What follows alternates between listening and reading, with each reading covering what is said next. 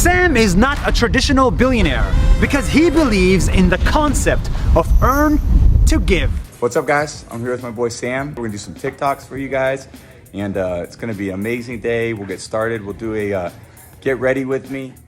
네, 이렇게 샘 뱅크먼 프리드는 먼지가 되어 사라지고 있는 걸까요?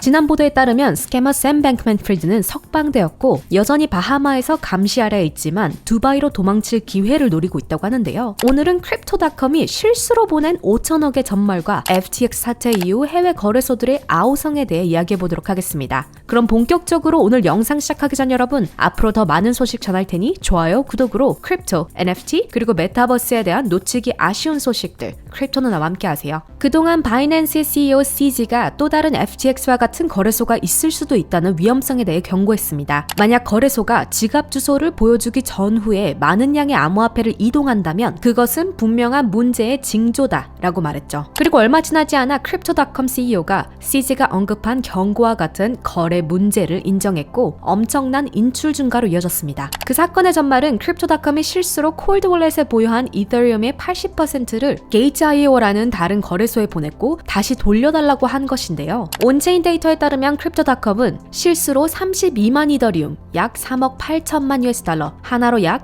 5천억에 달하는 금액을 게이트.io에 보냈습니다. 그리고 게이트.io는 다시 32만 이더리움을 보낸 것이 아니라 28만 5천 이더리움을 보냈는데요. 다시 말해 3만 5천 이더리움이 반환되지 않았습니다. 금액으로 따지면 약 4,200만 US달러로 하나로 약 550억 원 정도가 반환되지 않은 건데요. 그 후 크립토닷컴 CEO에 의해 이 모든 것이 실수였다는 것이 공식적으로 확인되었고 그리고 모든 자금이 반환되었으며 현재 게이트에 몇백만 달러 잔액이 남아있다고 말했습니다.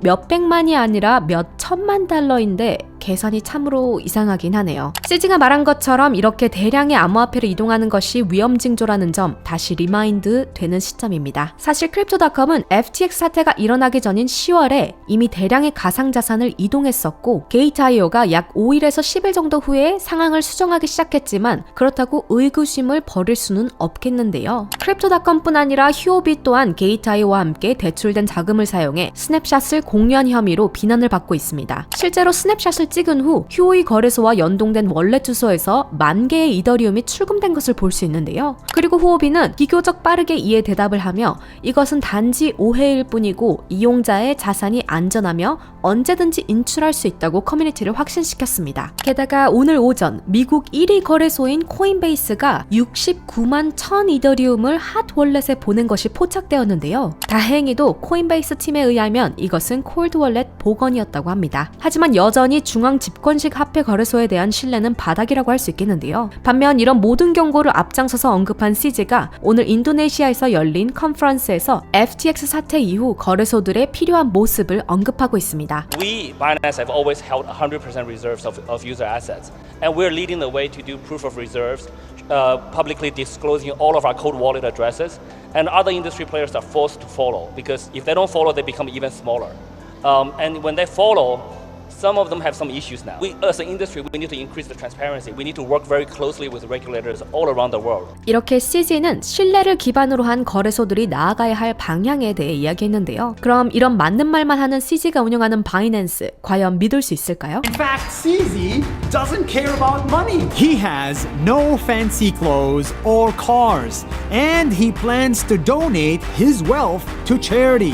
어디서 많이 본 내용이죠? 그렇습니다. 아무리 깨어있고 변화를 선동하여 나아가는 CZ라고 하지만 그도 샘 뱅크먼 프리드와 같은 중앙 집권식 거래소의 CEO입니다. 투자에 있어서 누구든 절대적으로 믿어서는 안 된다는 점 강조하고 싶은데요. 중앙 집권식 거래소들은 머클트리 프루프 오브 리저브를 하지 않는 한 내부적으로 무슨 일이 일어나고 있는지 알 길이 없다는 것이 맹점이죠. 따라서 그저 거래소들이 보여주는 것을 믿고 돈을 맡겨야만 하는 것인데요. 그래서 현재 많은 거래소들이 프루프 오브 리저브로의 전환이나 자금 현황 스냅샷을 공개하는 등 앞다 맞다투어 자신들의 신뢰를 형성하려 하고 있습니다. 하지만 끝끝내 사용자들의 신뢰를 얻을 수 없다면 거래소들은 파산에 직면할 수도 있겠죠. 결국 자신의 코인은 자신이 지켜야겠죠. 트레이딩을 하지 않고 어느 거래소도 믿을 수 없으시다면 레저와 같은 콜드 월렛 사용이 자신의 코인을 지키기 위한 방법이 되겠습니다. FTX 사태가 일어나기 전 지난 8월 한 조사에 따르면 2022년 미국을 제외한 FTX 사용 국가 중 한국이 6.21%로 가장 많은 유저를 보유하고 있다고 했었는데요. 물론 이 사태의 영향으로 전체 크립토 시장이 무너지며 다들 힘든 시기를 보내고 있지만 부디 이번 사태로 직접적인 피해 많이 안 보셨길 바라며 오늘 영상 마치도록 하겠습니다. 또한 오늘 공유드린 내용 관련해 여러분들의 의견 자유롭게 코멘트로 공유해주시면 감사하겠습니다. 그럼 모두들 다시 만날 때까지 아디오스!